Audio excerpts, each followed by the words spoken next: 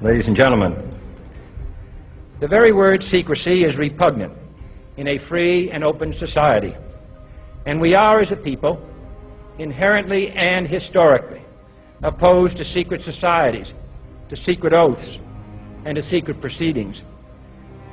We decided long ago that the dangers of excessive and unwarranted concealment of pertinent facts far outweighed the dangers which are cited to justify it.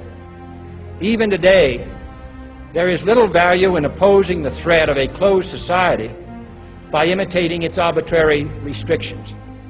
Even today, there is little value in ensuring the survival of our nation if our traditions do not survive with it. And there is very grave danger that an announced need for increased security will be seized upon by those anxious to expand its meaning to the very limits of official censorship and concealment. That I do not intend to permit to the extent that it's in my control. And no official of my administration, whether his rank is high or low, civilian or military, should interpret my words here tonight as an excuse to censor the news, to stifle dissent, to cover up our mistakes, or to withhold from the press and the public the facts they deserve to know. For we are opposed around the world by a monolithic and ruthless conspiracy that relies primarily on covert means for expanding its sphere of influence, on infiltration instead of invasion, on subversion instead of elections, on intimidation instead of free choice, on guerrillas by night instead of armies by day.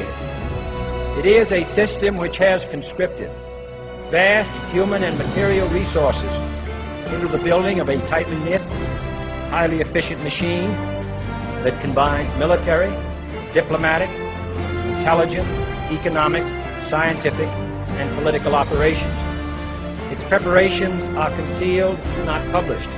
Its mistakes are buried, not headlined. Its dissenters are silenced, not praised. No expenditure is questioned, no rumor is printed, no secret is revealed. No president should fear public scrutiny of his program, for from that scrutiny comes understanding, and from that understanding comes support or opposition, and both are necessary.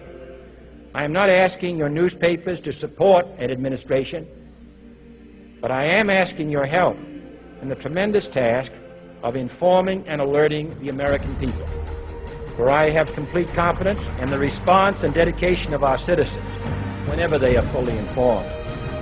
I not only could not stifle controversy among your readers, I welcome it. This administration intends to be candid about its errors, for as a wise man once said, an error doesn't become a mistake until you refuse to correct it. We intend to accept full responsibility for our errors, and we expect you to point them out when we miss them. Without debate, without criticism, no administration and no country can succeed, and no republic can survive. That is why the Athenian lawmaker Solon decreed it a crime for any citizen to shrink from controversy.